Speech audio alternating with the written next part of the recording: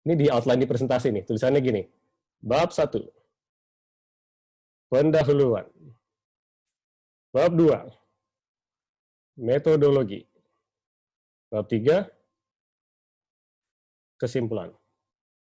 Ini bukan outline, ini adalah daftar isi. Harap dibedakan. Oke?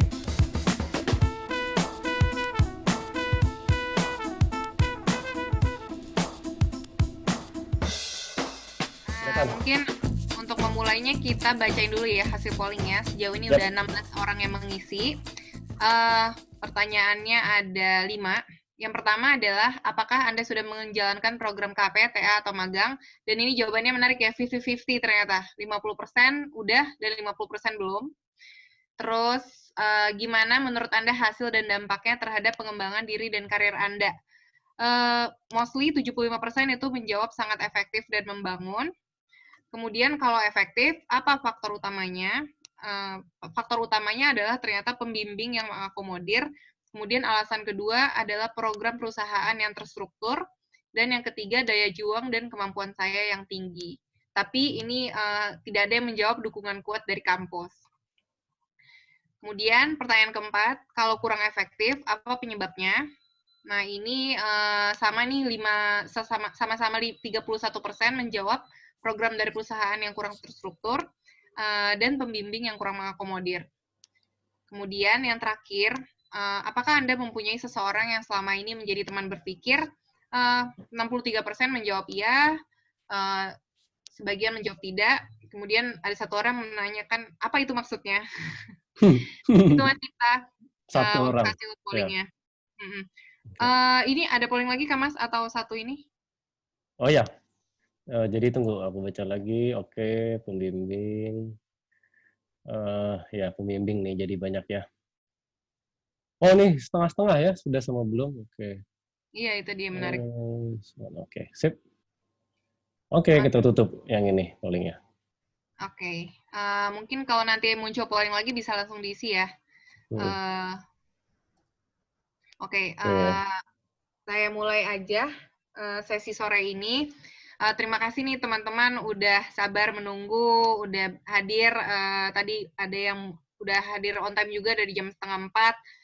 Kemudian tadi juga udah mau sharing-sharing juga terkait pengalaman internship-nya.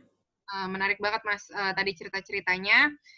Dan hari ini kita sudah hadir di Unlock Your Potential webinar series dengan tema How to Succeed in Internship Program, dan hari ini adalah part 3. Jadi part yang pertama Getting the Internship, part kedua Delivering Values, yang hari ini adalah Building Networks. Part 1 dan part 2 itu udah kita laksanakan di 2 minggu sebelumnya. Kalau yang belum sempat, bisa cek di YouTube link, ada di email. Tadi sempat nanya-nanya juga, kebanyakan udah nonton di YouTube juga. Dan hari ini kita akan fokus membahas untuk part 3, Building Networks. Jadi sebenarnya kita, kalau tadi itu yang awal, part 1 itu awal, part 2 itu di tengah, sekarang di akhirnya nih, gimana sih kita menutup proses internship kita. Sehingga ya nutupnya tuh nggak biasa-biasa aja gitu ya Mas ya. Yap, betul sekali. Close with a bang. Oke, nah kemudian perkenalan pembicara. Hari ini seperti minggu-minggu sebelumnya ada 3 yang akan berbicara. Pertama saya sendiri, nama saya Yesa, perkenalkan. Saya di sini baru menjadi engineer juga baru sekitar 2 tahun, jadi masih baru juga di dunia kerja ini. Role saya di sini sebagai moderator. Makanya dari tadi udah berbincang-bincang juga dengan para partisipan di sini, dan juga sebagai ex-mahasiswi yang dulu sudah pernah melewati fase internship ini. Kemudian yang kedua, itu ada Mas Chandra. Mas Chandra di sini bisa dibilang expert in oil and gas industry. Sudah lebih 13 tahun bekerja di Medco. Dan di sini beliau memiliki role atau memposisikan diri sebagai user perwakilan perusahaan. Karena beliau sendiri udah banyak banget menjadi pembimbing peserta KP dan magang gitu. Dan kemudian yang ketiga, pembicara utama kita ini adalah Mas Dipta. Mas Dipta ini juga oil and gas professional, sudah 12 tahun lebih bekerja di Medco, dan selain sebagai engineer, beliau juga adalah career coach dan memiliki passion terkait unlocking other potentials, thus unlock your potential ini. Jadi dan ya di sini beliau akan menjadi presenter utama untuk webinar ini. Ini titipan dari Mas Dipta, jadi cuman mau ngasih tahu ke para participants di sini kalau ada Mas Dipta ini punya hal unik yang mendeskripsikan dirinya, yaitu walaupun mukanya Rambo tapi hatinya Rinto, gitu ya Mas ya? Iya.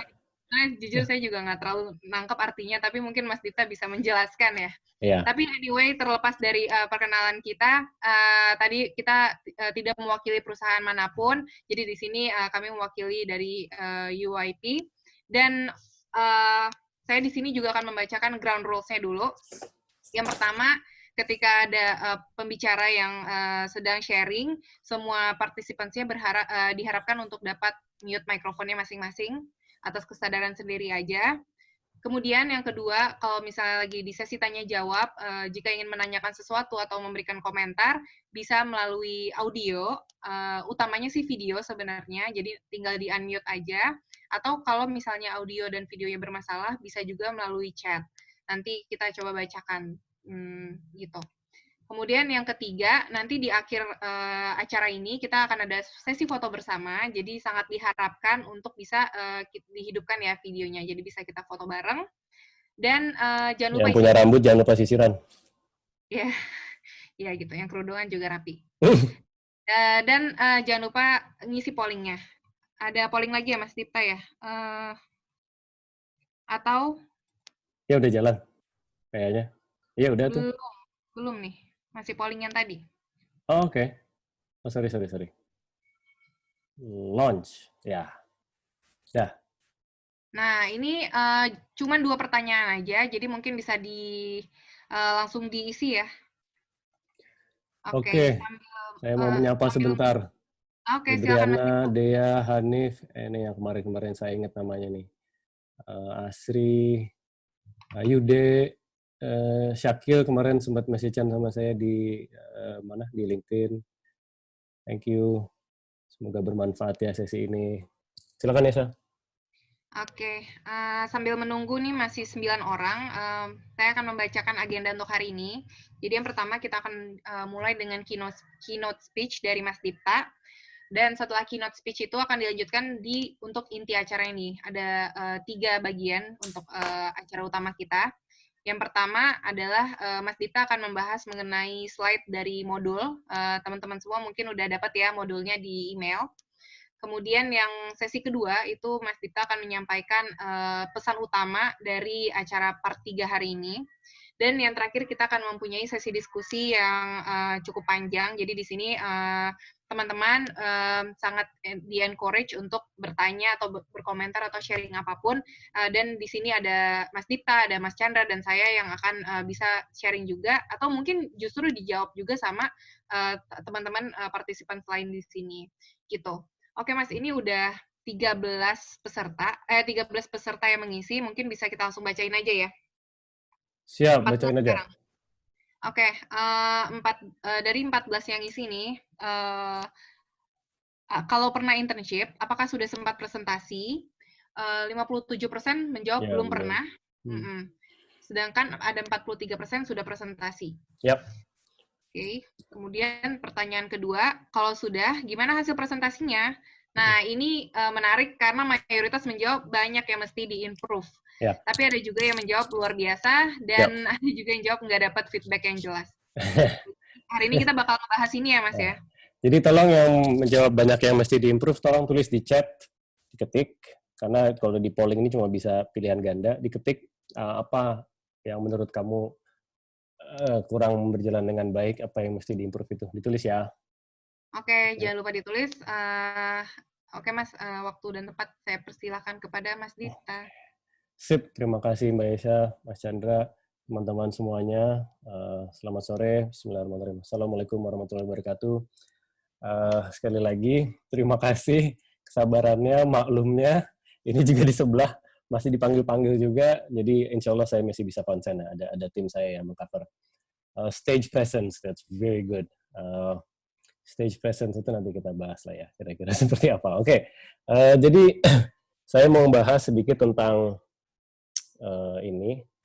Kita share screen dulu. Skip.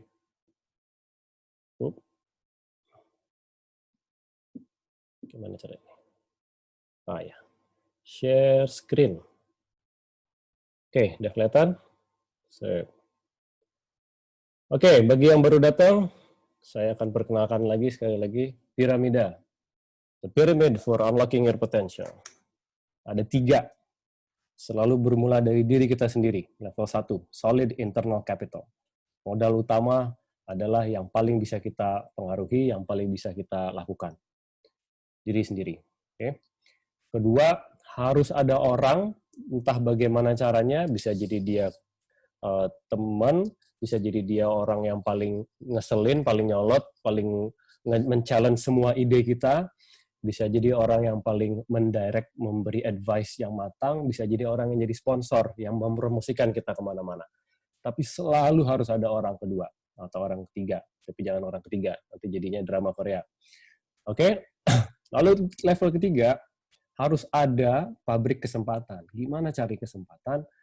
Macam-macam, ya kan? Ikut aktivitas di kampus, ikut acara networking, ikut kegiatan di kampus lain, industri events, kan banyak perusahaan-perusahaan yang ngadain acara-acara juga, ikut webinar seperti ini, itu adalah factory of opportunities.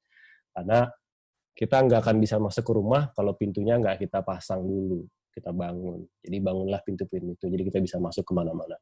Oke? Selalu kita akan merefer ke sini, piramid ini. Unlock your potential, akan ada banyak ini nantinya seriesnya.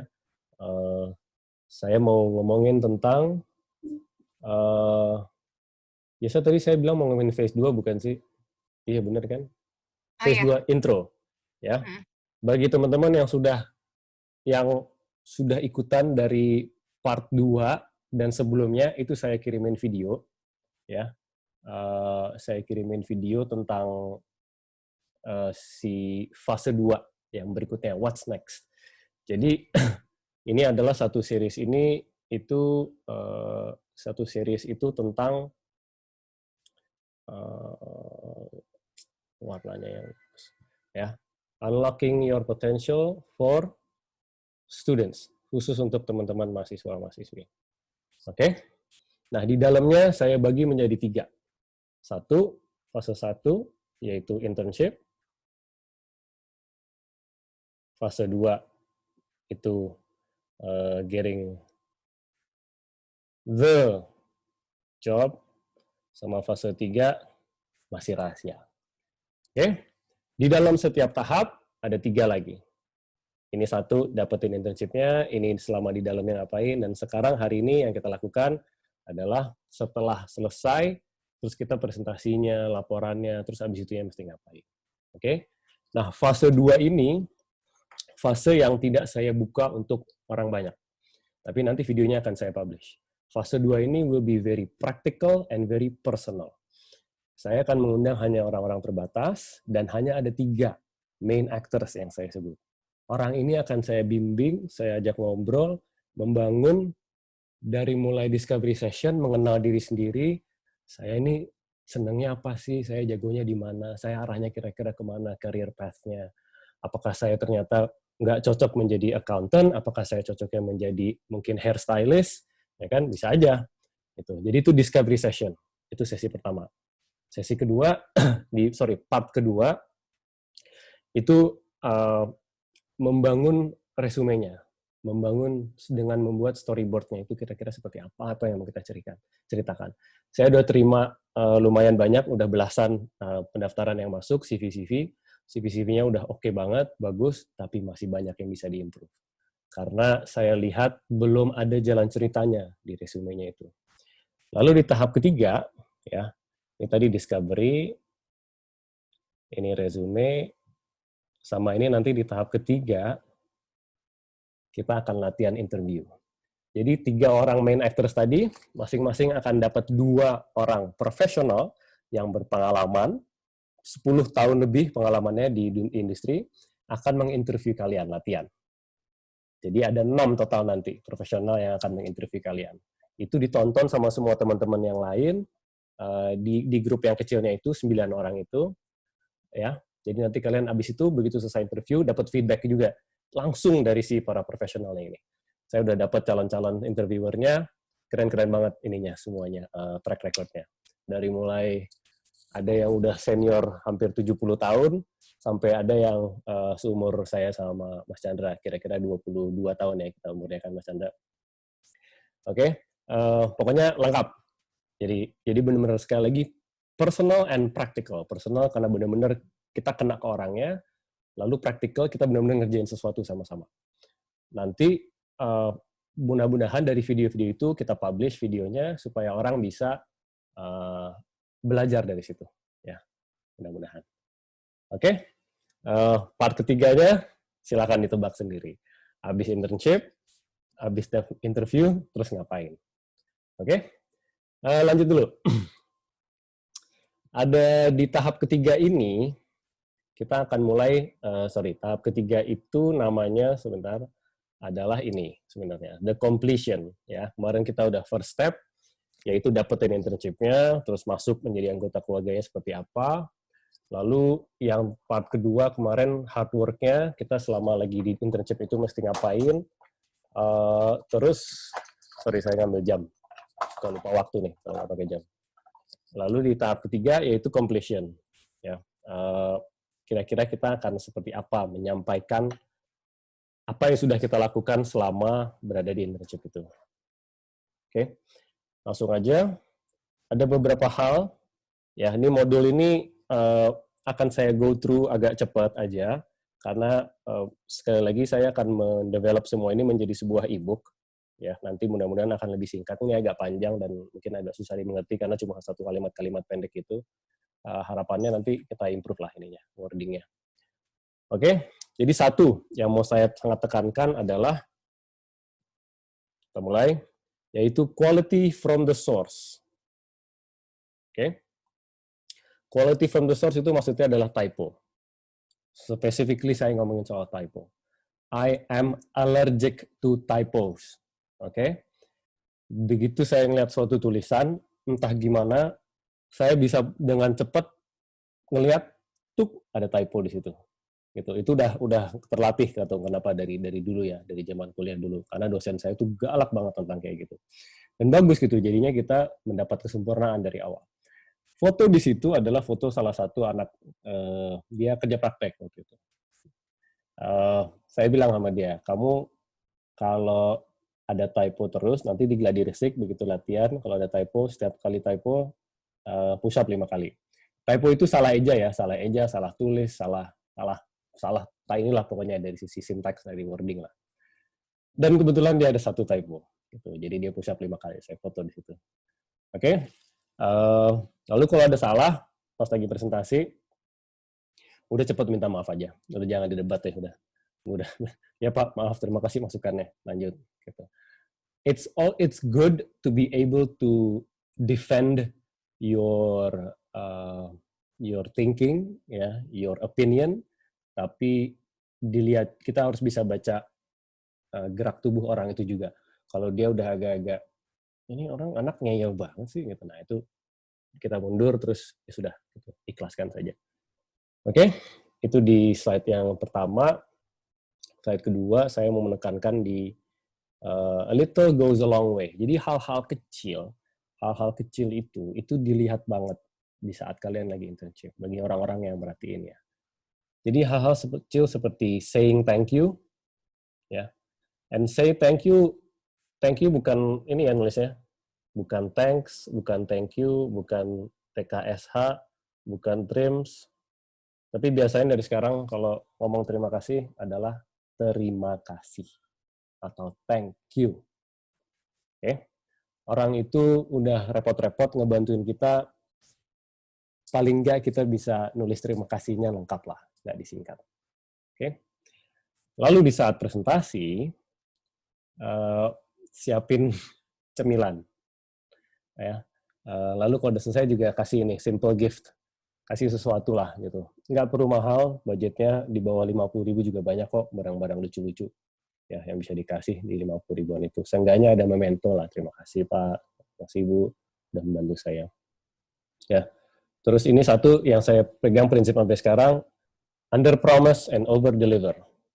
Jadi kalau orang bilang, Dip bisa dikerjain nggak dalam seminggu? Gitu. Saya akan bilang 10 hari deh, gitu. Tapi saya akan ngasih dia seminggu. Jadi saya janjinya lebih lama, tapi over deliver saya kasihnya lebih cepat. Oke, ini salah satu inilah bukan tag ya, tapi memang strategi ya.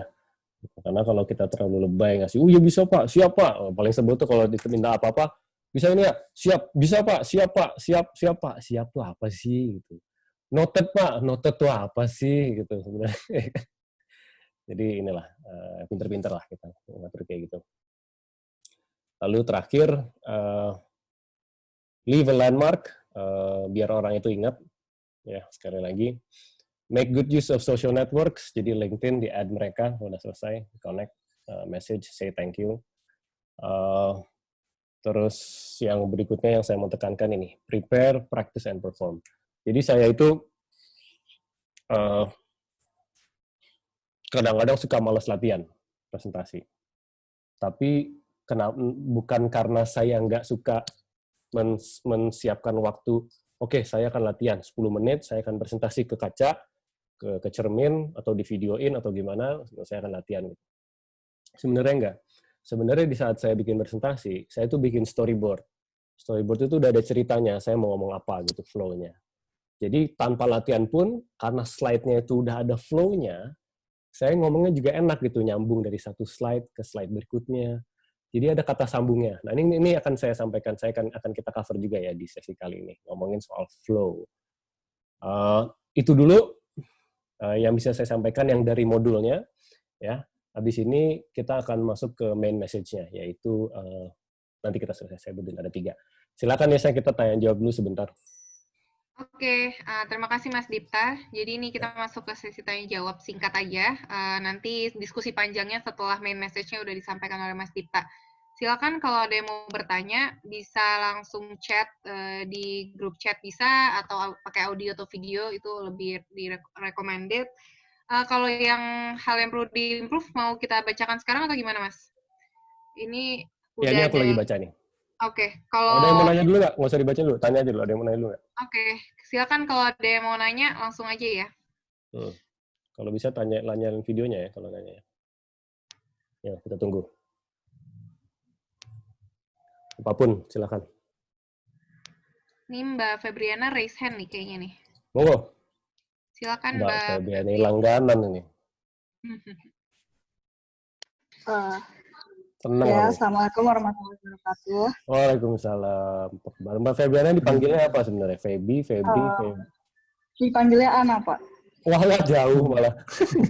Ana, oke. Feby Ana. Iya, kayak Mas Chandra dipanggilnya Andra. Oke, silakan Ana. Jadi saya banyak pertanyaan karena sebelumnya saya belum pernah merasakan KP atau PA sebelumnya, cuman saya pengen mempersiapkan dengan maksimal aja gitu Pak. Karena kebetulan insya Allah bulan Juli nanti saya akan melaksanakan KP, tapi nggak tahu keadaannya kayak gini gimana. Nah di sini pertanyaannya kayak tadi kan udah dijelaskan beberapa hal yang harus diperhatikan dalam presentasi. Mungkin karena saya terbiasa untuk presentasi di depan teman-teman, ya mungkin teman-teman yang sepantaran atau depan dosen, ya mungkin teknik cara pembukaannya atau teknik cara penutupnya juga ya biasa-biasa aja gitu Pak. Mungkin ada saran atau masukan gimana supaya kayak dari awal kita presentasi itu memberikan impression yang bagus gitu, jadi kayak langsung eye catching untuk para pendengar nanti gitu. Mungkin gimana gitu tips-tipsnya gitu sih. Terima kasih. Siap. Ya, ini kayak storytelling sebenarnya Yesha ya. Mas Chandra, bisa menjawab, silakan. Iya. Siapa dulu? Monggo. Ya, aku nanti bakal banyak ngomong, jadi Mas Chandra naik aja. Mungkin nanti Yesha nambahin ya. Jadi tadi sudah sempat kita isi sebelum Mas Dipta masuk ya. Itu kita sempat workshop, waktu itu diinisiasi sama Mas Dipta ya. Jadi kita ada seorang apa istilahnya expert di bidang itu menyiapkan materi, dan klien-kliennya itu udah ada yang presentasi di Amerika kayak apa namanya usaha-usaha itu ya, kayak pitching gitu ya. Nah yang pertama itu kita harus membuat storytelling-nya itu genuine gitu ya. Jadi kalau kita dikasih tipsnya, tadi kan sudah kita sebutkan tentang materi flow-nya ya. Jadi tujuan, kemudian audiensnya siapa kan tadi udah sempat kita sampaikan. Nah, yang ketika kita memulai pertama adalah tadi ketika kita udah kenal audiens kita, otomatis kita udah punya gambaran tuh audiens kita seperti apa. Misalnya cara kita menyapa, kemudian pembukaannya. Nah, di dalam slide pertama itu kita harus menulis, memberikan cerita tentang diri kita, background kita yang terkait dengan materi yang akan kita sampaikan itu. Jadi misalnya kita akan menyampaikan materi tentang kalau teknik industri, mungkin Mas Dita dulu di KP-nya mengukur waktu dari botol mulai masuk sampai apa itu. Misalnya kita menunjukkan sebuah ilustrasi, misalnya ketika kita dulu pernah melakukan sesuatu terkait dengan kita dan personal, misalnya ketika kita ceritakan tuh orang lain akan merasa oh ya saya juga mengalami hal yang sama. Itu akan membuat orang itu akan engage dengan presentasi kita itu di awalnya. Silakan Yesa untuk tambahannya. Mungkin kalau dari saya mau coba ngasih contoh. Jadi tadi salah satu yang saya tadi sama gurunya sama Mas Chandra dan Mas Dita. Jadi satu hal yang saya ingat adalah bagaimana kita itu mengubah dari hubungan I-it menjadi I-you. Jadi kita tuh melihat sesuatu itu kalau I-it ya udah dia itu adalah benda gitu. Kalau I-you kita tuh kayak punya connection dengan benda itu dan kita memberikan personal touch kita. Nih, saya mungkin kasih contoh aja langsung ya. Contohnya nih, ini saya punya infused water, ada lemon. Nah, kalau hubungannya I-it, saya mendeskripsikannya itu adalah, ya teman-teman, ini adalah lemon. Lemon ini adalah buah yang berwarna kuning dan sangat bermanfaat bagi kesehatan kita, karena dia banyak vitaminnya, dan harganya juga murah loh ternyata, di supermarket banyak ditemukan, terus dia mengandung vitamin A, B, C, D, E, F, G. Kemudian bentuknya bulat, ya gitu deh kira-kira. Nah, contohnya seperti itu. Terus ya udah orang-orang kan dengernya, oh oke, itu lemon gitu. Tapi mungkin ketika kita memberikan personal touch kita di situ, mungkin kita bisa apa ya namanya ya, sentuhannya, pandangannya itu berbeda. Jadi maaf ya, ini sebenarnya nggak bagus-bagus banget karena saya baru kepikiran barusan. Lemon ini adalah buah favorit saya. Kenapa buah favorit saya? Karena lemon ini tuh enak banget dan mudah dipakai di mana aja. Dia bisa dipakai di makanan steak, bisa jadi kue, lemon cake gitu, bisa masuk ke dalam air putih saya, dan ternyata manfaatnya tuh banyak banget. Salah satunya dia bisa buat kesehatan kita karena dia punya mengandung banyak sekali vitamin. Dan lemon itu juga saya senang banget beli lemon karena harganya itu nggak mahal loh, harganya tuh cuman 7.000 satu buahnya, nggak seperti anggur atau berries yang lebih mahal, sehingga saya sangat lemon ini adalah buah favorit saya. Itu contohnya. Nggak tahu sih, kalau bagi saya sih itu beda approach ya, tapi saya yakin orang yang mendengarkan itu kayaknya lebih tertarik untuk cerita yang kedua. Itu sih kalau dari saya. Jadi gimana kita itu bukan mendeskripsikan, tapi kita menceritakan sesuatu. Dan ini juga applicable untuk hal-hal yang sifatnya bahkan teknikal sekalipun. Gitu, Mas Chandra, Mas Dita. Ya. Mas Dita, suaranya tidak ada. Masih di mute. Di mute, Mas.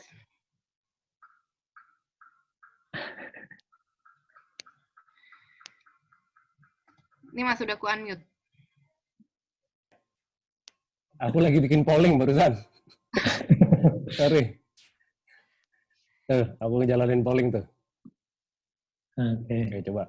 Oke, jadi betul apa yang saya sampaikan ya. Jadi semua ini itu banyak ya yang bisa kita lakukan. Nah, latihannya praktikalnya adalah di saat kita membuka presentasi, kita bukan bilang, selamat pagi, nama saya Chandra Kurniawan dari kampus TS, nomor mahasiswa saya 1, 2, 3. Oke, jadi kita mulai dengan gini. Bayangkan kalau produksi kita ini bisa kita naikkan sampai 10 kali lipat. Tentunya itu mimpi yang luar biasa, tapi bukankah kita itu harus bermimpi? Ya, itu salah satu contoh paling sederhananya ngebukanya gitu. Jadi memang hal-hal ya kayak gitulah, simpel-simpel tapi bikin orang merhatiin gitu. Cuma jangan sampai udah bagus bukanya, abis itu isinya juga nggak jelas gitu. Jadi memang pembukaan yang bagus harus diiringi dengan konten core message yang juga kuat. Makanya itulah pentingnya storyboarding. Ya, tuh aku tanya mau gitu kan, sip ya, kapan-kapan kita adain lah. Gitu, silakan nanti kita adain sesinya. Yang mau daftar, mau presentasi, silakan nanti saya kasih feedback atau apa gitu. Kita sama-sama kasih feedback ya, jangan karena saya yakin teman-teman mahasiswa yang lain juga banyak pengalamannya tentang presentasi, udah banyak pasti ikutan latihan-latihan, mungkin jadi banyak bisa di-share. Oke, tadi ada satu lagi yang angkat tangan, mau kita ini dulu, di address saya dulu, nggak apa-apa satu lagi. Silakan. Terima kasih Pak, terima kasih Mbak. Iya Mbak Ana. Sama-sama Mbak Ana. Gimana ada yang caranya? mau bertanya bisa langsung di-unmute ya. Tadi ada yang angkat tangan. Gimana cara ngeliat angkat tangan itu? Saya Pak. Oke, silakan. Mas Krisna Kurnia. Ya. Boleh dilihat mukanya nggak Mas Krisna Kurnia? Kalau bisa. Ya. Bentar Pak. Saya ketemu nanti di mall insya Allah. Masih lama kita nge-mall. Ke mall dulu. Wis. Ganteng kok. Rambutnya masih tebal. Masa nggak dinyalain kameranya. Masih libur. Silakan. Oke Pak, pertanyaan saya,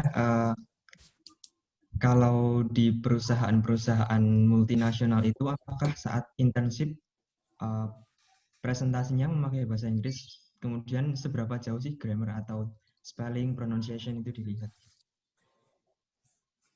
Terima kasih. Silakan. Bisa. Canda. Ya, multinasional sebenarnya tadi tidak bisa digeneralisasi ya.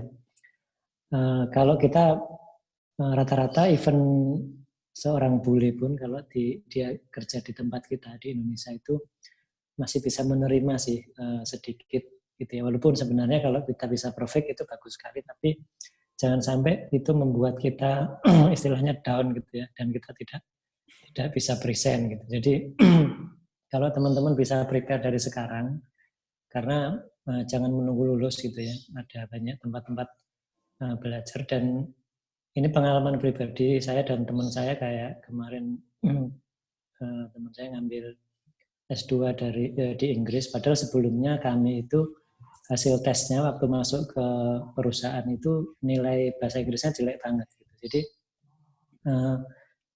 tetap apa yang kita miliki sekarang dan kita improve gitu. Jadi kalau di presentasi itu memang ada yang bahasa Inggris, ada yang bahasa Indonesia, tergantung eventnya ya. Event di tempat perusahaan yang sama itu kita tidak melulu bahasa Inggris, tidak melulu bahasa Indonesia. Jadi ada tergantung kegiatannya seperti apa. Jadi pesan saya mumpung sekarang masih di kuliahan, saya merasakan sendiri, termasuk saya itu di kampus, dan bahkan mungkin sampai sekarang saya masih mengimprove kemampuan bahasa Inggris saya, dan saya terbuka gitu. Jadi menerima salah satu hambatan kita belajar ini memang kita tidak siap menerima kritik, dan itu yang harus kita coba rubah. Itu saya juga pernah mengalami itu, ketika dikritik tuh rasanya kapok gitu ya, tapi itu malah membuat saya ketinggalan jauh sekali dari teman-teman yang dia sudah siap dari awal. Teman-teman masih di kuliah, jangan ketika dikritik jangan down, itu ambil aja positif, langsung improve. Jadi mumpung masih muda itu maju terus gitu. Silakan ada tambahan. Oke. Ya jadi betul kata Mas Chandra, kita nggak bisa menjawab secara umum tapi yang pasti harus siap. Itu gimana caranya siap, kita latihan. So if you want to practice delivering presentations in English, let's do that. Kita bisa set up gitu waktu kapan-kapan kalau mau latihan. Oke? Thank you Mas Krisna. Oke Pak, terima kasih. Mas Dipta mungkin bisa lanjut. Oke, kita lanjut dulu ya. Kita share lagi screen-nya. Jadi ada,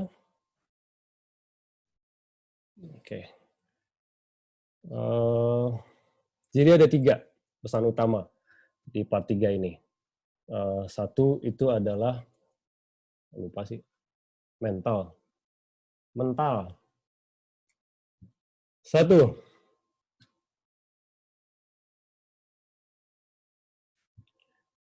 mental. Oh ampun, jelek amat tulisannya. Ini mudah-mudahan saya selesai dari seiring waktu ini bisa makin bagus lama-lama tulisannya. Lalu flow. Lalu content. Oke? Saya akan ngomong beberapa hal tentang 3 hal ini. Nanti kayaknya aku harus ngambil kelas ini, ngulang TK dengan tulisan tangan. Oke, pertama mental, ya. Yang pasti sebelum kita presentasi harus siapin mental dulu. Gimana cara nyiapin mental? 1, arrive early. Ya. Jadi paling parah itu kalau kamu akan presentasi terus kamu telat datangnya. Oke? Itu udah kacau banget lah pokoknya. Terus pastikan kamu tahu pasti apa yang mau disampaikan. Oke? Lalu prepare equipment. Paling nggak enak itu kalau kita lagi presentasi, terus proyektornya nggak bisa dicolok. Iya, nggak ada adaptornya. Sekarang kan ada yang VGA, ada HDMI, ada USB-C, ada yang wireless, macam-macam gitu kan. Jadi pastiin itu semua udah berjalan. Kalau ada pointer, pastiin pointernya nyala. Kalau ada filenya, pastiin filenya sudah ada. Kalau perlu bikin backup, kita print handout gitu beberapa. Misalnya in case parah banget, benar-benar nggak bisa ngapa-ngapain, paling nggak kamu punya slides yang udah di print kan. Pastiin kursinya cukup dan sebagainya. Oke? And last but most certainly not least is smile and greet everyone. Jadi salah satu yang saya lakukan untuk bisa lebih tenang gitu ya di saat sebelum sesi apapun, itu saya masuk ke ruangannya, senyum, ajak ngobrol, salaman. Di zaman kita boleh salaman, itu kita saya salaman, terus ngobrol, ajak kenalan dulu, Mas dari mana, kenapa bisa sampai di sini, tahu dari mana tentang kegiatan ini, kayak gitulah pokoknya.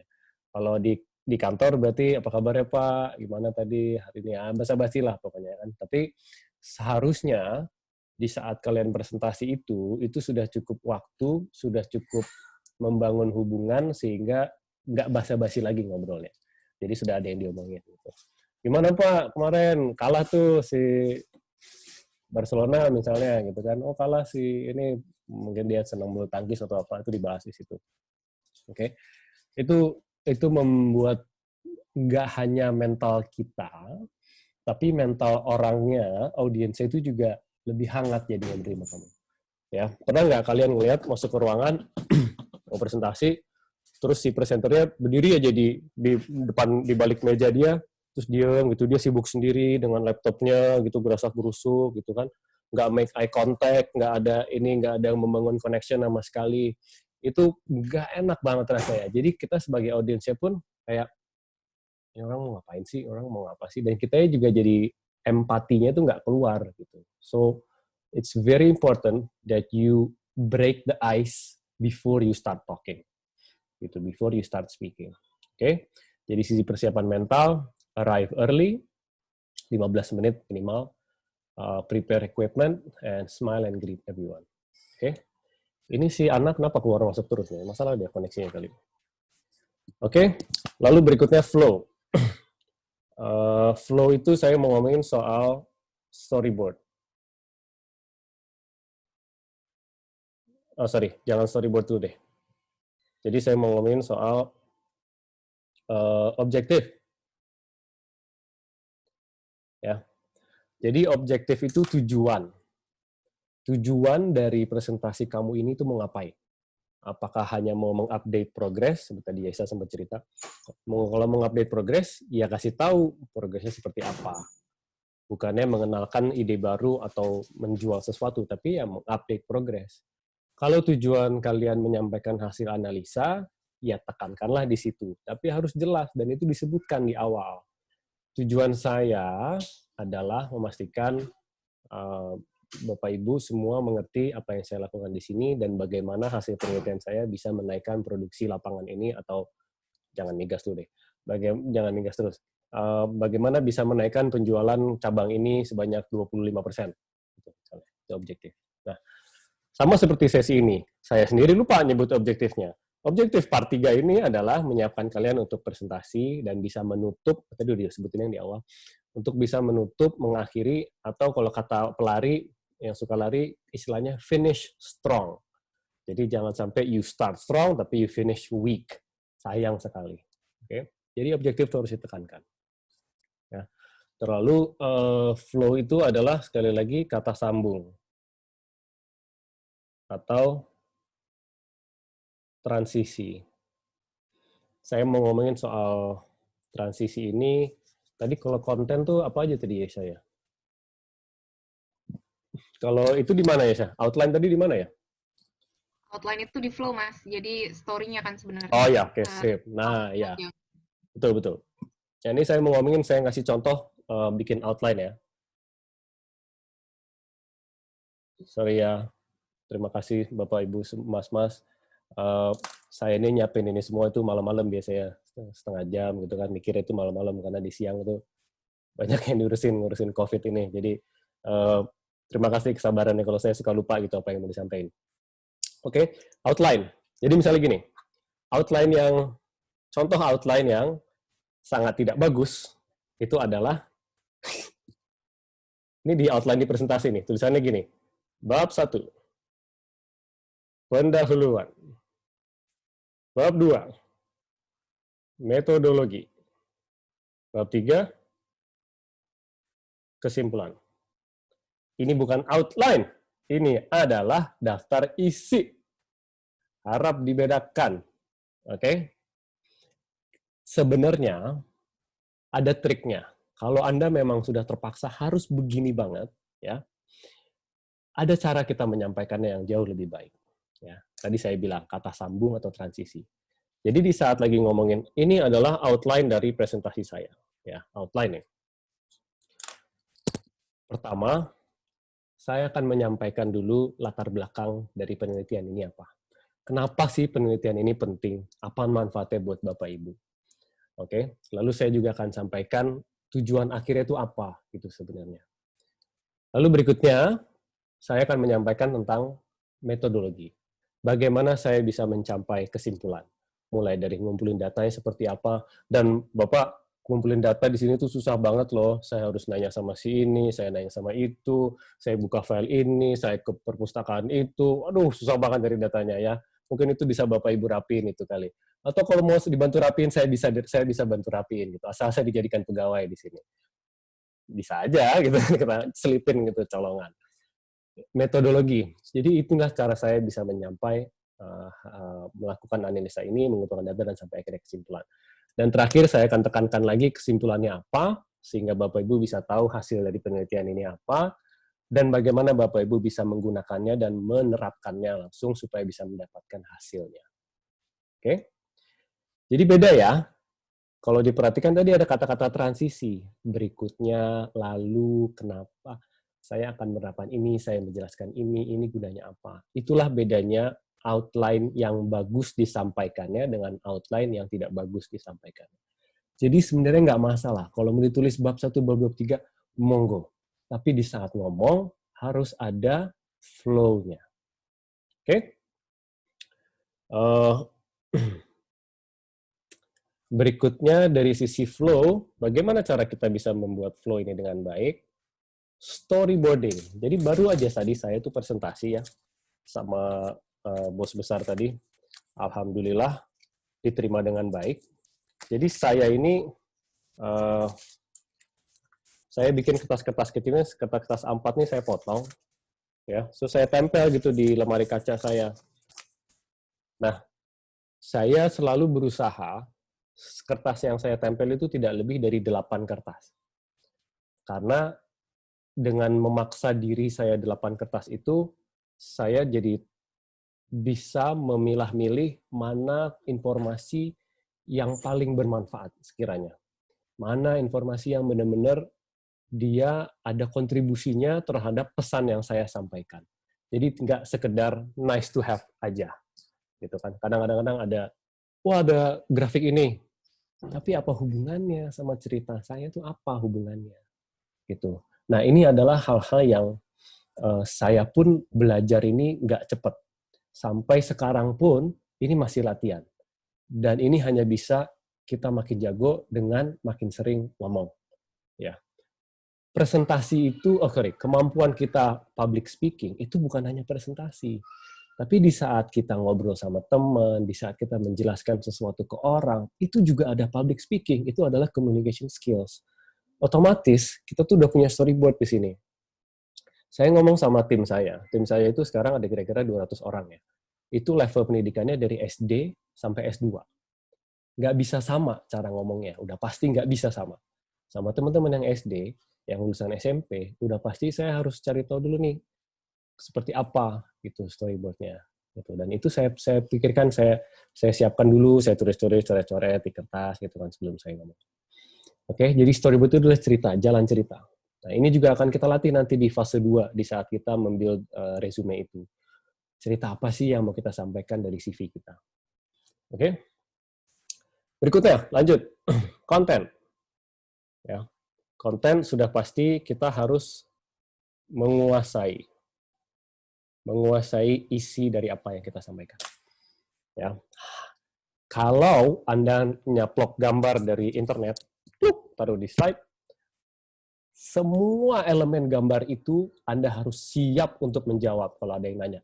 Itu apa sih yang itu tuh? Karena ada yang jahil, yang iseng tuh ada. Itu yang nanya, Mas, itu ada tulisan kecil tuh di situ apa ya maksudnya? Itu ngeselin gitu, gara-gara satu hal kecil merusak seluruh nilai dari presentasi kita yang udah kita siapkan berjauh-jauh hari. Jadi kuasailah. Semua kata, semua itu dikuasai. Kalau Anda tidak bisa jawab, bilang aja, maaf, saya harus belajar lagi tentang itu. Nanti saya coba pelajari dulu ya, nanti saya jawab nanti di kemudian hari. Jadi jangan, karena ketahuan lah kalau kalian boleh, atau gini, kalau mau nyoba jawab, bilang gini, Pak, sejujurnya saya belum paham betul tentang itu. Tapi saya coba jawab ya, kalau salah tolong dikoreksi ya Pak.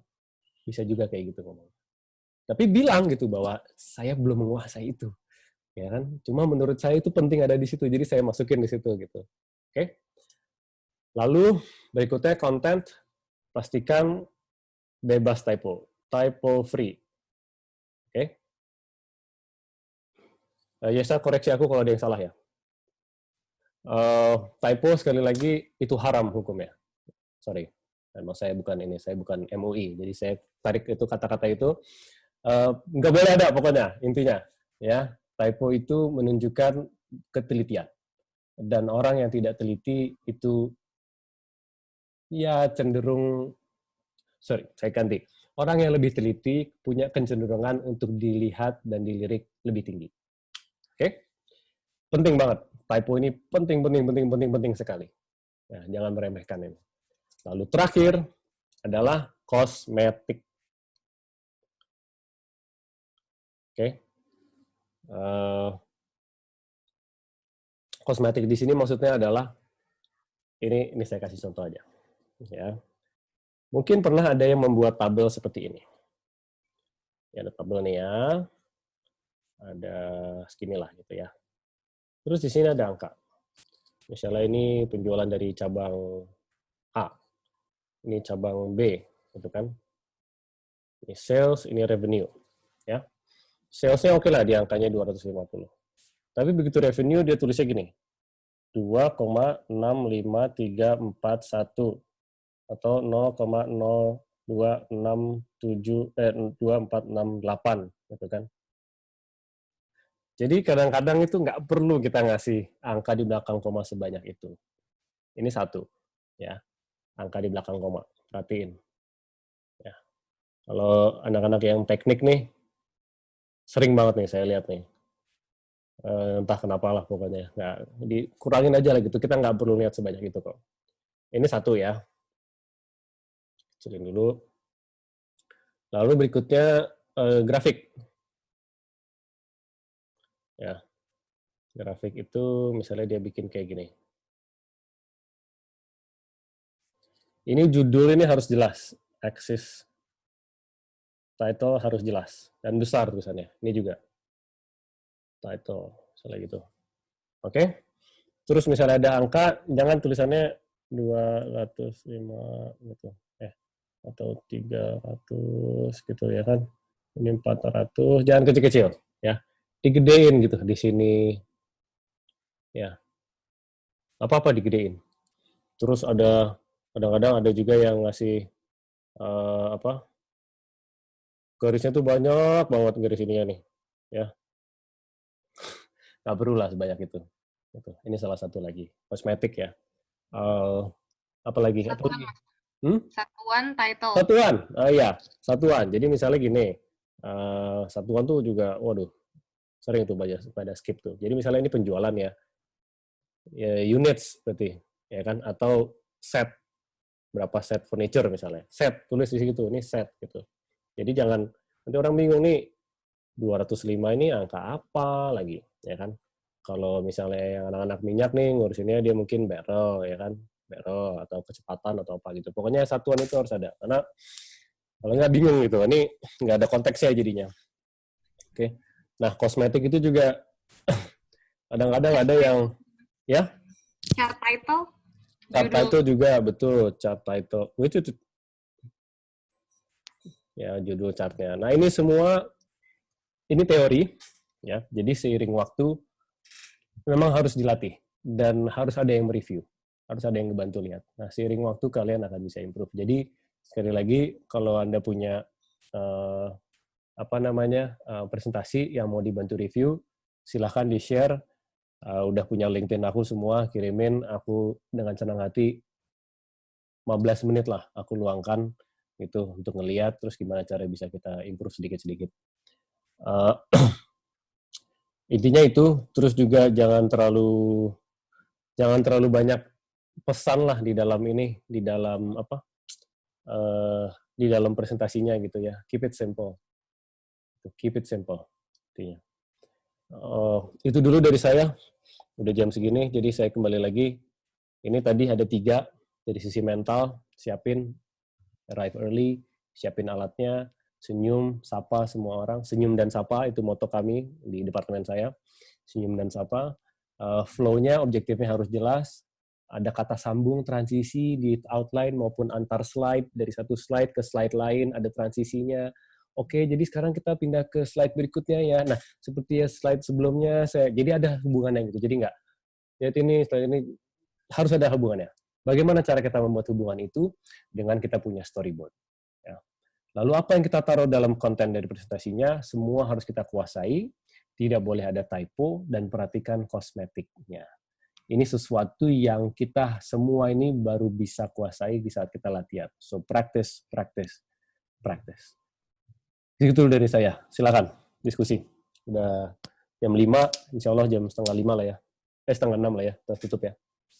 Oke, terima kasih Mas Dipta. Ini udah ada pertanyaan Mas, mungkin bisa kita mulai sambil menunggu. Yang lainnya kalau mau nanya bisa nanti raise hand dulu atau nanti unmute aja.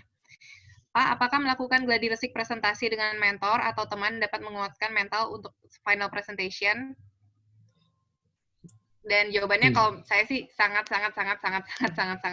second pair of eyes itu sangat membantu karena pasti tiap orang kan pandangannya beda ya. Ada hal-hal yang kita miss sama orang lain itu jadi sangat mereka perhatikan. Jadi second aja tuh powerful banget, apalagi ada third, fourth dan lain-lain gitu. Jadi dan makin sering latihan itu juga pasti akan membuat makin tenang gitu pas presentasi karena udah hafal istilahnya tuh hafal mati lah isi presentasi ini luar dalam gitu. Ya, tambahin ya. Jadi kayak saya waktu presentasi di IPA itu saya presentasi ke Mas Dipta itu sampai 3 kali kalau nggak salah ya. Jadi koreksi pertama, koreksi kedua, koreksi ketiga. Dan ada nanti teman-teman yang lain yang akan memberikan masukan. Dan tadi mental untuk menerima feedback itu harus kita siapkan. Sama kayak saya sama Yesa itu, even saya sering review presentasinya Yesa, dan saya juga ngasih banyak feedback gitu ya. Jadi saya pun ketika membuat presentasi saya juga share gitu. Jadi kadang-kadang kita itu hanya melihat dari sudut pandang kita, udah ngerasa bagus gitu ya. Betul. Jadi ternyata pas kita trial itu banyak banget dan kerasa gitu. Setiap halaman lembar PowerPoint itu harus kita tanya tujuan kita nampilkan slide itu gitu, dan kerasa banget bedanya ketika kita latihan dengan teman-teman dan semakin sering gitu.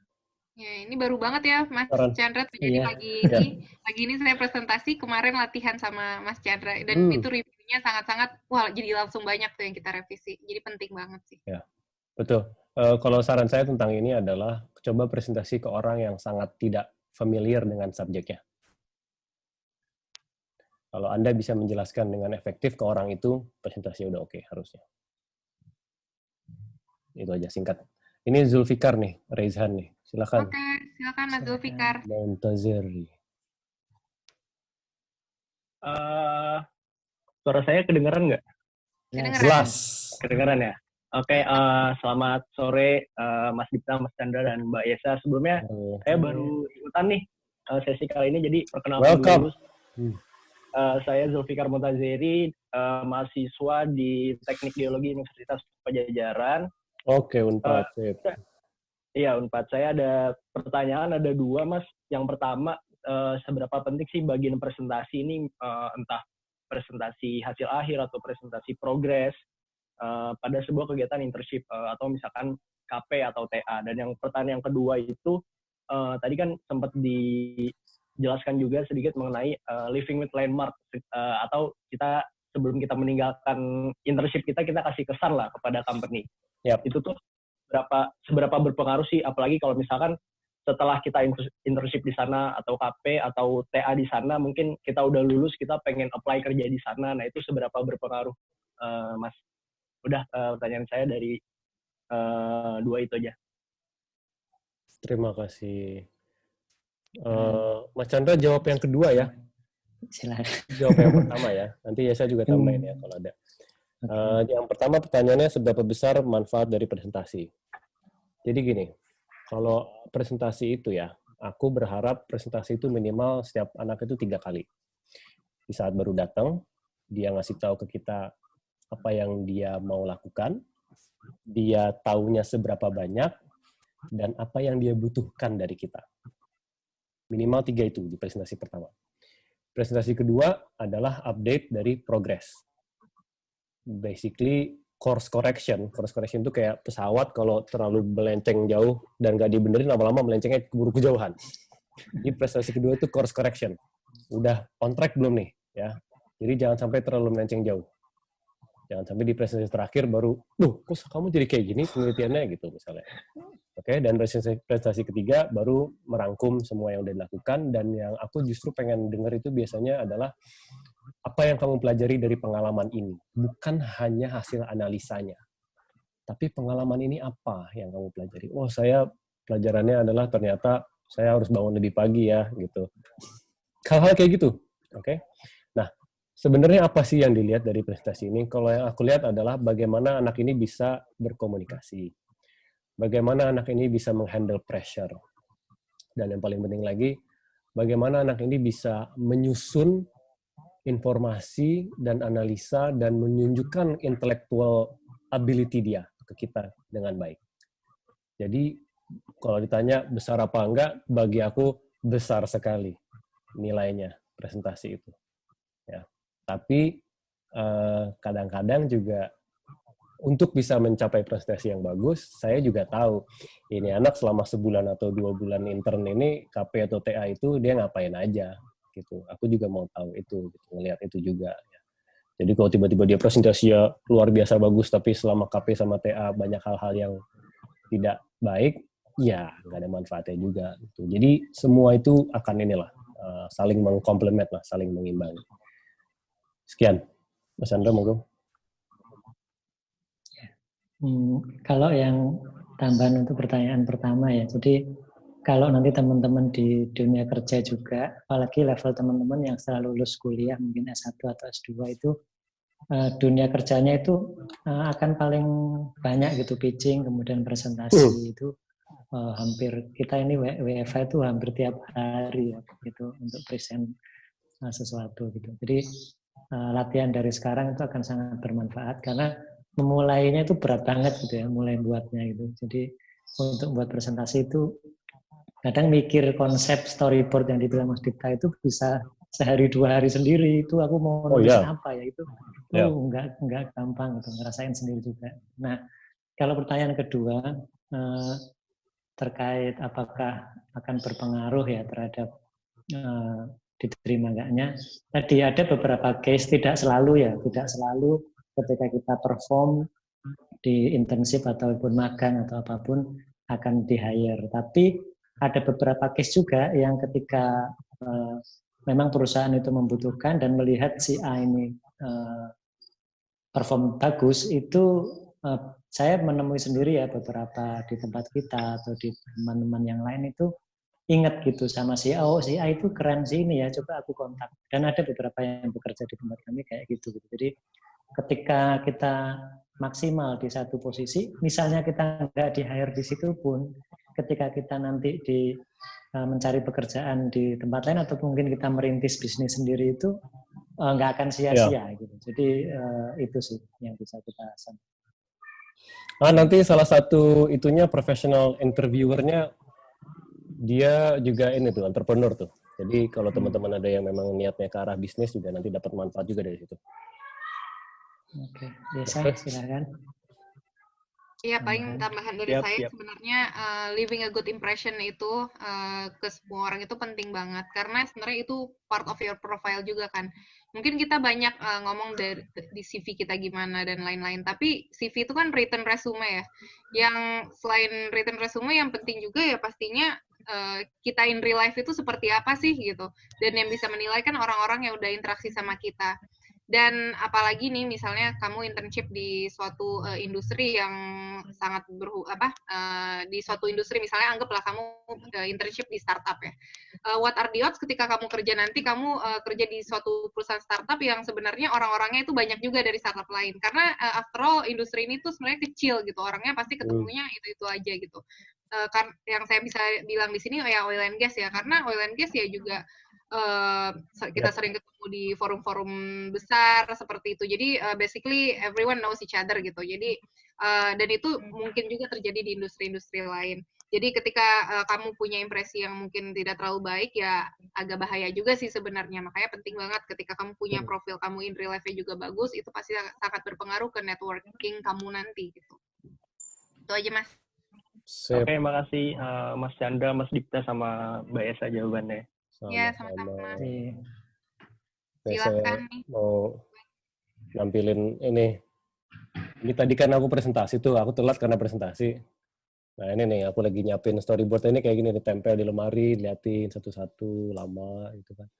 Apa yang mau disampaikan gitu kan. Ya gini lah, kurang lebih proses kerjanya tuh. Jadi sampai sekarang pun masih gitu kerjain seperti ini. Oke, lanjut pertanyaan berikutnya. Lagi, ini kita sesi diskusi nih, open discussion, silakan yang mau sharing. Hanif tuh. Oh ya, silakan Mas Hanif. Ya, selamat sore, Mas Dipta. Sore, Mas Isa. Saya Hanif dari UGM, ingin bertanya, Mas, Mbak, jadi, tapi topiknya terkait internship secara umum nggak apa ya? Nggak apa-apa. Kamu kenal nggak sama tadi? Siapa? Yang pertama tadi nanya? Siapa? Krisna. Kenal? Kenal. Oh, oke. Lanjut. Jadi, seperti yang kita tahu, Pak, Mbak, bahwa sekarang ini kayak perusahaan-perusahaan besar kayak Pertamina, itu kan lagi buka kayak program magang lama yang waktunya sekitar 6-1 tahun gitu. Nah, di sini saya ingin bertanya sebagai orang yang masih awam tentang konsep magang itu, sebaiknya apakah di luar magang sebagai kewajiban tugas akhir di kuliah, apakah ketika besok saya sudah melaksanakan magang yang untuk kewajiban, kemudian saya lulus, kemudian saya melihat ada program magang perusahaan besar seperti Pertamina yang berlangsung selama 6-1 tahun kayak gitu, apakah worth it itu untuk dicoba, atau lebih baik saya memulai karir di perusahaan-perusahaan kecil terlebih dahulu, kemudian lama-lama kita naik ke perusahaan-perusahaan besar. Terima kasih. Siapa yang mau jawab? Siapa mau jawab? Oke. Jadi tergantung tadi kalau kita di coach ya kayak kenapa kita jadi coaching itu bisa kita pakai untuk diri sendiri ya pertanyaannya. Jadi sebenarnya keinginan kita itu apa, objektif kita dan mimpi kita itu apa. Kalau memang nggak punya impian tentang istilahnya memulai usaha dari nol dan gede dan memang kita pengen kerja di perusahaan yang misalnya semacam Pertamina ataukah Exxon atau apa, ya kejar itu gitu. Jadi jangan membandingkan diri kita dengan teman kita. Boleh sebagai benchmarking, cuman kita tanyakan ke diri kita. Jadi nanti akan respon berbeda hasilnya. Jadi kayak Mas Dipta mungkin menyarankan nggak apa-apa kita mulai dari usaha rumahan karena dia nanti akan progres, tapi kita kembalikan juga ke diri kita apakah kita cocok di situ gitu. Kalau kita nggak cocok tapi kita paksakan juga nggak akan maksimal gitu. Jadi coba bertanya ke diri sendiri tadi. Kalau saya beberapa kali melakukan coaching itu menemukan self awareness. Jadi seberapa baik sih kita mengenal diri kita gitu. Nanti akan mempengaruhi keputusan-keputusan kita. Kalau saya misalnya punya target bekerja di Pertamina dan perusahaan-perusahaan besar, itu akan kecenderungannya akan saya ambil gitu. Jadi kalau saya mungkin pengen jadi entrepreneur ya mungkin enggak. Jadi tapi setiap event kita kesasar pun itu akan ada pelajaran di situ. Tapi apakah kita mau invest waktu yang banyak itu untuk sesuatu yang berbeda dengan tujuan kita gitu. Intinya seperti itu. Apakah cukup menjawab? Boleh di counter ya, silakan kalau nggak sesuai. Iya, sama sih dengan Mas Chandra. Kita balik lagi tanya diri kita maunya tuh apa sebenarnya? Yep. Benar kalau misalnya tadi case-nya ya ada internship Pertamina 6 bulan sampai 1 tahun itu kan waktu yang cukup lama. Nah, tapi kalau memang tujuannya itu saya bisa aja kan sebenarnya tadi ya mungkin kita udah bahas di minggu sebelumnya terkait apa objektif kita gitu. Kita sespesifik mungkin gitu. Kalau misalnya kamu pengen salah satu cita-cita kamu adalah kerja di Pertamina misalnya ya. Nah, kamu tanya apakah dengan saya mengikuti internship ini inline dengan akan membuat saya selangkah lebih dekat menuju cita-cita saya tadi? Ya kalau jawabannya iya, ya berarti mungkin di situ adalah jalan yang terbaik gitu. Balik lagi sih ke diri kita, kamu maunya apa gitu. Gitu sih Mas. Mungkin sesi discovery dengan Mas Dipta nanti akan sangat membantu tuh untuk penting banget itu. Buka diri. Oke. Jadi ada 3 hal ya saya bisa jawab. Satu, akan saya jawab melalui video interview saya dengan salah satu alumni dari sebuah kampus lah yang sekarang berada ikut di graduate program kayak MT gitu yang salah satu paling susah untuk masuknya. Dia sebelumnya magang di perusahaan itu. Ya. Setelah dia stop, dia sempat mau masuk ke perusahaan lain, dipanggil lagi sama perusahaan yang tempatnya megang itu. Sini lo ikut ini deh, coba seleksi nih, bisa masuk nggak? Gitu. Jadi sekali lagi besar manfaatnya. Dicoba aja. Kedua, storyboard for your life. Jadi ada buku ini, bagus banget, judulnya Designing Your Life. Build the perfect career step by step. Ya, saya nggak menyarankan Anda beli buku ini. Kalau mau beli silahkan, tapi intinya adalah hidup itu juga harus kita desain. Storyboard juga kita harus punya. Hidup kita ini harus ada storyboard-nya juga. Ya.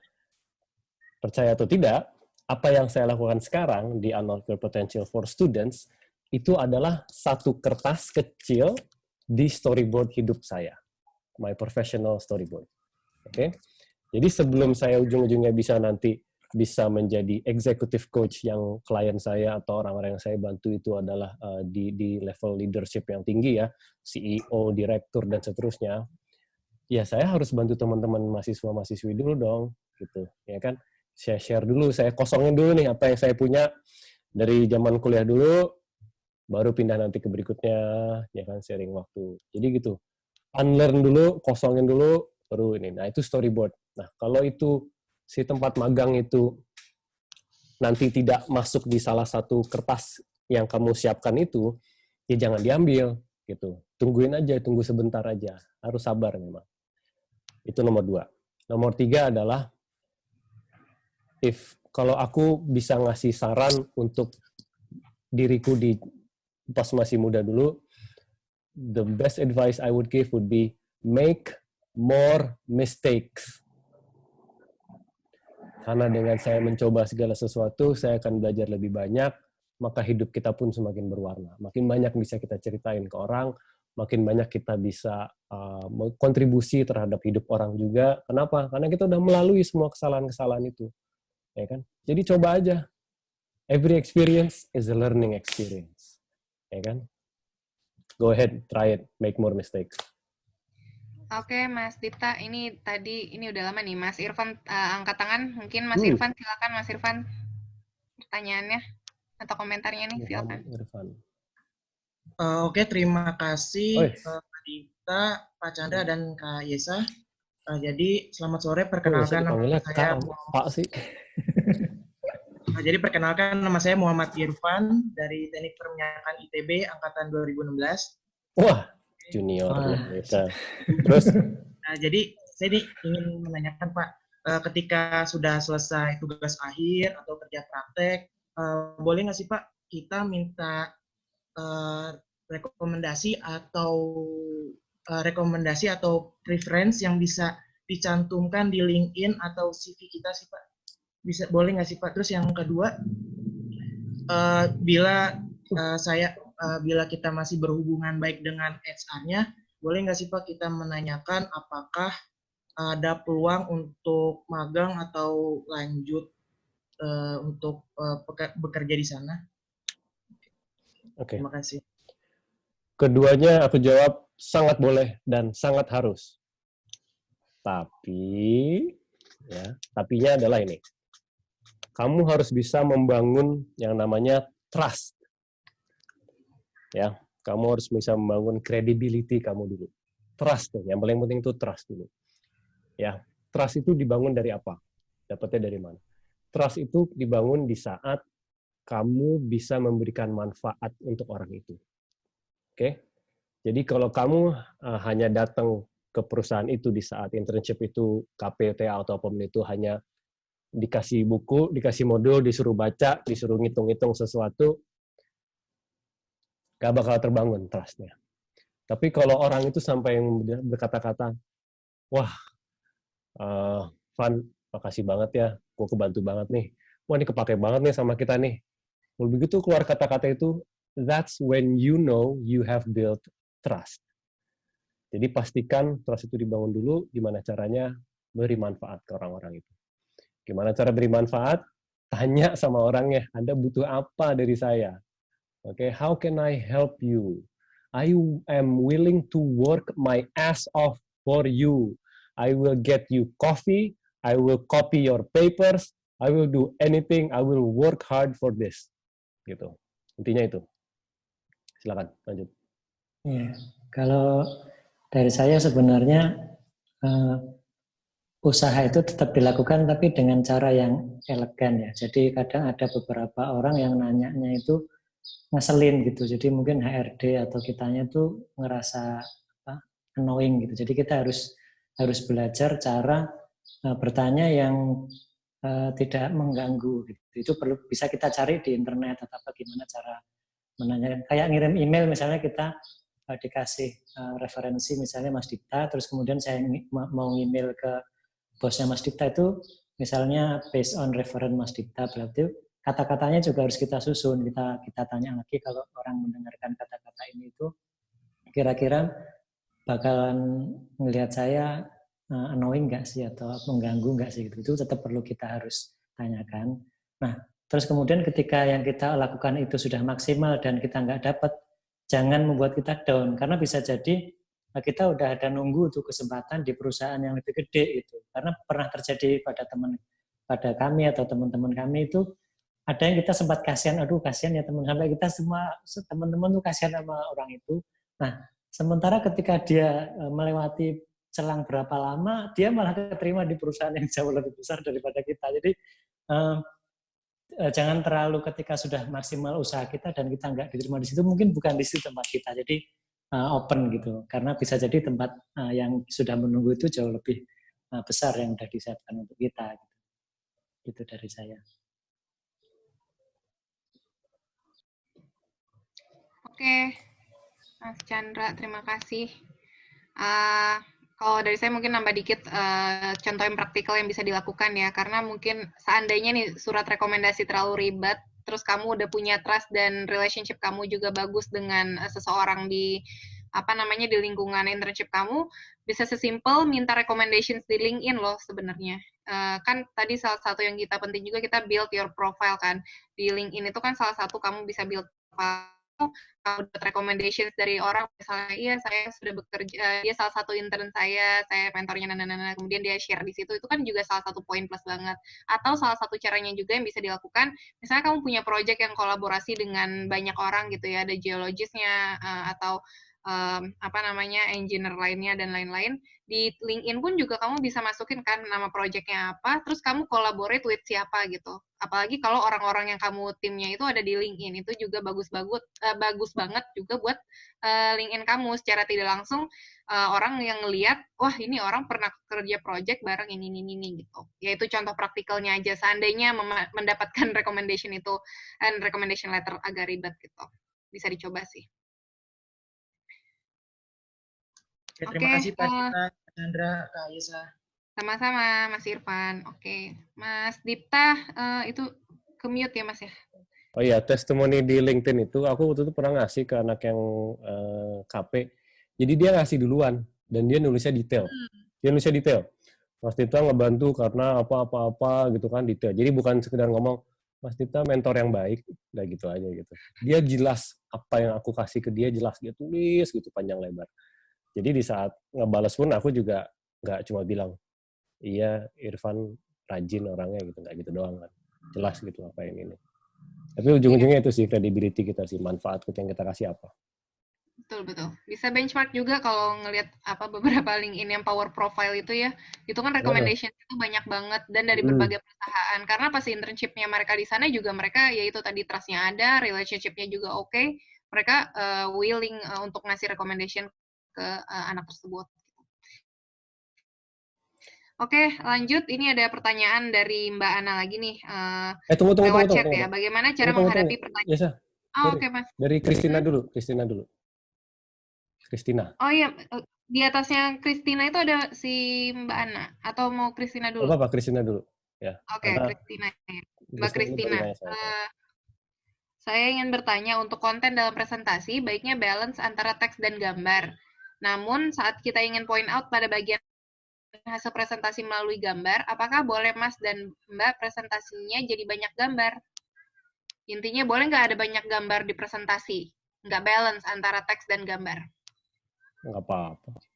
Asal ceritanya tersampaikan dengan baik, gitu.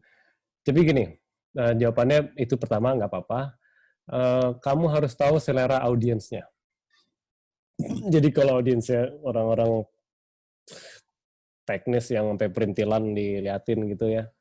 Karena kita pernah nyoba, ya Mas Chandra sama Yesa nih, pasti tahu lah cerita ini. Kita pernah nyoba mengubah gaya presentasi kita mengikuti gaya storytelling itu. Dimana teks lebih sedikit, tapi banyak gambar-gambar yang besar yang ada ceritanya gitu gambarnya. Ternyata nggak semua orang bisa menerima dengan baik. Gitu. Jadi memang harus seimbang. Kita harus tahu audiensnya seperti apa. Gimana cara tahu audiensnya? Dengan cara dengan mengenal orang itu, ngajak ngobrol orang-orang itu. Ya, jawabannya itu. Harus tahu audiensnya. Oke, mungkin ini ada pertanyaan dari Mbak Ana juga nih. Bagaimana cara menghadapi pertanyaan yang tidak bisa kita jawab saat presentasi intern, namun kita tidak ingin memberikan kesan buruk pada audiens yang membuat kita tetap terlihat elegan dan mental tidak down? Aku ada contoh bagus banget. Apalagi kalau cewek, ya. Cewek, sekali lagi, ini bukannya, jadi gini, gimana cara halusnya ini ya. Perempuan itu harus, di satu sisi, ada yang namanya emansipasi, di satu sisi, kalian harus memanfaatkan your femininity, ya itulah. Oke? Jadi kalau cewek, bisa kayak gini dan gak bikin kesel. Bapak kok pertanyaannya susah banget sih, gitu. Ya kan? Bayangin kalau anak cowok ngomong kayak gitu. Kan kesel pasti. Kamu apa sih kayak gitu. Kalau cewek nggak apa-apa kayak gitu. Ya. Jadi kalau orang kayak gitu, ya susah gitu. Kenapa? Pak Pade ketawa. Kayaknya ini pengalaman Pak Ade itu. Pengalaman siapa sih? Mas Chandra. Pak Chandra. Iya. Mas. Jadi gitu. Kalau perempuan jadi gini, oke. Intinya adalah perempuan sama laki-laki itu kita harus tahu bagaimana cara memanfaatkan gender strength kita, ya. Khususnya di saat lagi menghadapi saat-saat yang high pressure dan supaya tetap terlihat elegan, ya. Ada kata-kala kita harus menunjukkan bahwa sesi kelemahan kita, kemanjaan kita, keinginan kita, kadang-kadang kita tunjukin bahwa kita orangnya strong banget dan kita hadapi semua pertanyaan, macam-macam. Sekali lagi harus kenal audiensnya, tapi permainan perasaan, permainan emosi itu kita harus kuasai juga. Semoga menjawab. Mungkin tambahan ya. Jadi tadi kalau udah intensif kan otomatis teman-teman paling tidak udah kenal ya. Kalau sudah sebulan atau even seminggu itu sebenarnya udah kenal sama audiens dari presentasi kita gitu ya. Karakternya seperti apa. Kalau misalnya ada beberapa karakter yang dia serius gitu. Kalau mungkin dijawab dengan model Mas Dipta juga kitanya bisa malah kena, itu bisa. Jadi tetap kenali audiens gitu. Kalau paling selamat misalnya kita benar-benar nggak kenal di presentasi itu adalah kita bisa menyampaikan tadi yang jujur bahwa saya untuk materi yang ini belum menguasai atau saya masih perlu banyak belajar, itu sangat diterima gitu di dalam forum internasional ataupun nasional pun. Iya, betul. Pernah beberapa kali kita mendengar jawaban seperti itu tuh diterima gitu, dan tidak menjawab dengan kata mungkin atau menjelaskan yang kita justru orangnya mungkin yang bertanya itu sudah tahu gitu. Ketika kita memaksakan diri justru akan membuat kita lebih jatuh gitu di wibawanya di depan si audiens itu. Gitu. Kalau bahasa Inggris gini jawabnya. I'm not sure how to answer your question and I don't want to mislead you. So I will try to answer your question in another opportunity offline. Nah, itu udah paling gampang tuh jawab. Diam, orangnya langsung diam kok. Oh, oke. Kecuali orangnya yang ngeselin ya, dia dikejar terus tuh. Itu biasanya tuh ada tuh kayak gitu. Oke. Oke, Mas. Next question dari Mbak Amelia. Sore, saya Amelia dari UGM mau nanya terkait building trust. Gimana caranya bisa giving something useful for company's development sehingga bisa impress, bisa dipakai buat pengembangan perusahaan, sedangkan we're still lack of knowledge to reach until that point. Oke, aku jawab dari pengalaman aku waktu itu pernah kerja praktek di perusahaan. Dia bikin trailer buat boat, buat perahu. Jadi ini kan ada mobil nih, ya. Terus dia ada trailer gitu, buat naruh orang-orang kaya punya boat lah gitu ya, di Australia dulu. Kan aku kuliah di S1 di Australia dulu. Jadi di situ juga aku nggak tahu banyak gitu tentang industri itu. Jadi yang aku lakukan, aku tanya, gimana, how can I help? Gitu, saya bisa ngapain di sini? Oh, ya sudah, kata dia, gue pengen tahu nih, kok inventory gue selalu nggak cocok ya, yang di kertas sama yang di sistem sama yang ada di rak di gudang. Jadi gue mesti ngapain? Tolong hitungin dong, semua itu nuts and bolts sampai hal-hal kecil. Oke. Jadi bener-bener mahasiswa itu cuma ngitungin dong itu satu part gitu kan, terus laporin sama dia ini salah. Tapi selain ngitung itu, aku kasih observasi ke orang itu. Observasi ini kan nggak perlu ilmu tinggi loh. Observasi ini aku ngomongnya kayak gini. Mister. Jadi saya tahu kenapa kalian suka nggak akur itu angkanya inventory-nya. Karena si bapak yang itu tiap kali ngambil, dia nggak masukin ke sistem. Jadi caranya adalah itu harus disiplin tuh orang masukin itu. Gimana caranya pokoknya tuh. Karena sering banget saya lihat ada yang ngambil tapi nggak nge-log di sistem, nggak masuk di lognya. Gitu. Jadi itu. Jadi pertama tanya, how can I help? Terus jangan kaget kalau dikasih pekerjaan yang sifatnya sangat trivial atau kecil. Tapi di balik pekerjaan kecil itu kamu kasih observasi. oh observasi saya seperti ini, dan Anda bisa improve dengan cara seperti ini.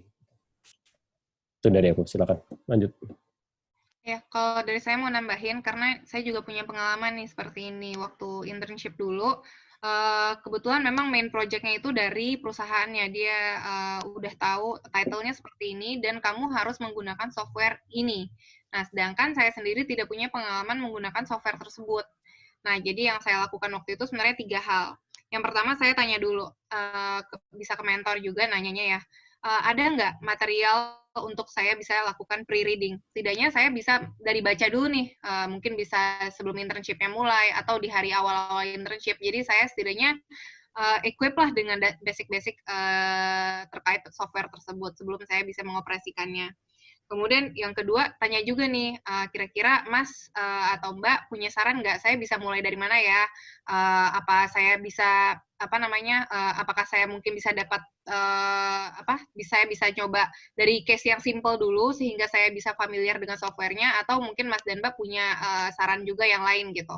Kemudian yang ketiga adalah initiate discussion. Jadi jangan lupa juga tanyakan ke mentor kita atau ke siapapun di tim kita itu, siapa expertnya nih di software ini. Jadi kita bisa nanya-nanya juga ketika kita punya banyak pertanyaan dan bingung, we know who to contact further terkait software itu. Jadi bisa sih 3 hal itu yang kita lakukan kalau misalnya memang kita dihadapi challenge ketika di internship itu, namun kita nggak punya pengetahuan yang cukup terkait itu. Yang penting tuh ya tadi ini inisiatif untuk diskusi, jangan diam-diam aja, karena kalau stuck sendiri ya nanti jadi pusing sendiri gitu kan. Dan ketika kita makin sering initiate discussion, orang-orang itu pasti juga akan itu tadi trust based relationship-nya pun juga terbangun gitu antar kita dengan tim. Gitu. Oke. Adakah yang ingin bertanya? Kayaknya itu penutup yang bagus itu. Oke.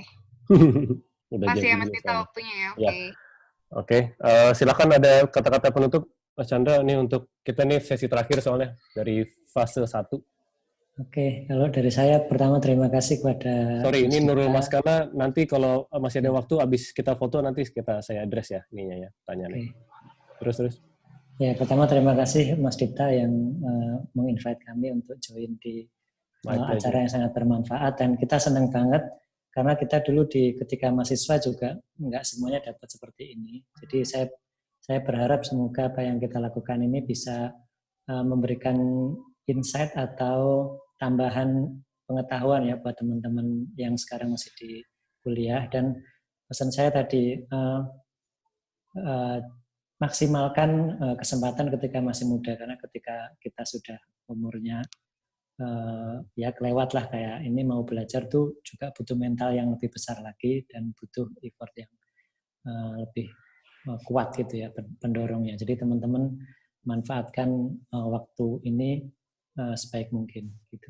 Dari saya itu, semoga Allah senantiasa memberikan keberkahan dan kesuksesan untuk teman-teman semua. Amin. Terima kasih. Bisa, silakan. Ya, sama Mas, terima kasih banyak buat Mas Dita dan teman-teman di sini. Ini kesempatan yang luar biasa juga bisa sharing 2 arah. Tentunya sharingnya sangat eye-opening juga buat saya. Dan saya yakin partisipan di sini juga pasti kebuka banget. Dan yang paling saya senang tuh adalah saya sangat apresiasi buat partisipan di sini yang voluntarily gitu ikut ini. Karena mungkin kalau saya sendiri melihat saya 4 tahun yang lalu, kayaknya saya mungkin nggak sesemangat itu untuk ikut join hal-hal seperti ini. Jadi menurut saya ini satu langkah satu langkah lebih di depan dibandingkan dengan teman-teman kalian untuk mengikuti hal-hal seperti ini, hal-hal yang positif lah. Jadi penting banget positive mindset dan belajar dari manapun, termasuk salah satunya di webinar ini. Jadi keren banget kalian semua, dan Mas Dita dan Mas Chandra itu juga keren banget juga. Jadi terima kasih banyak. Okay. I want to see your faces. I want to see who I'm talking to. Thank you. Oke. Ya, dari saya terima kasih yang udah join dari part 1, part 2, part 3 semuanya, kapanpun Anda join, semoga bermanfaat. Intinya apa yang kita sampaikan di sini tidak akan ada manfaat untuk Anda kalau Anda tidak coba dan lakukan. So go do something. Okay, do something. Kalau mau feedback, kalau mau ngobrol, we're always here. You have our LinkedIn accounts. Connect with us anytime, message us. And looking forward to phase 2.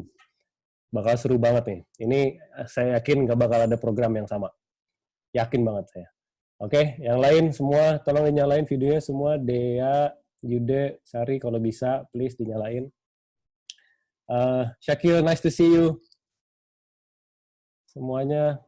Nanti siapa tadi yang saya ada utang kalau ini? Oh, Mbak Nurul Maskana, nanti kalau ini kita sempatkan waktu di belakang ya. Oke, kita akan screenshot foto. Tolong semuanya angkat jempolnya 2. Nice. Saya cuma bisa 1 karena harus mencet ini. Sekali lagi senyum. Sip. Mantap semuanya. Terima kasih. Mohon maaf tadi telat di depan. Ditunggu pengumuman siapa yang diterima untuk phase 2, insya Allah hari Sabtu paling telat. Kita usahakan kita hari Selasa sudah mulai. Oke? Segitu aja, kita tutup dulu. Sekali lagi terima kasih banyak atas kesempatannya. Semoga bermanfaat. Selamat sore. Assalamualaikum warahmatullahi wabarakatuh. Silakan yang mau cabut, Mbak Nurul. Monggo. Waalaikumsalam warahmatullahi wabarakatuh. Izin Mas ya, udah maghrib. Silakan Mas Chandra. Terima kasih banyak Mas Chandra, Mbak Yesa, luar biasa. Thank you. Ya. Assalamualaikum. Waalaikumsalam. Mbak Nurul jadi nanya nggak? Mbak Nurul. Tadi ngangkat tangan. Nggak jadi. Ya wes. Oke. Ya udah. Oke. Oke, ya. Terima kasih sekali lagi tadi udah mengcover di depan. Ini ada tangan nih, Mas. Oh ya. Abdullah Ubay. Monggo. Silakan. Ayo, kita masih ini kok. Ya Pak, maaf sebelumnya nanyanya pas sudah selesai sesinya. Silakan. Makasih udah ditanyakan.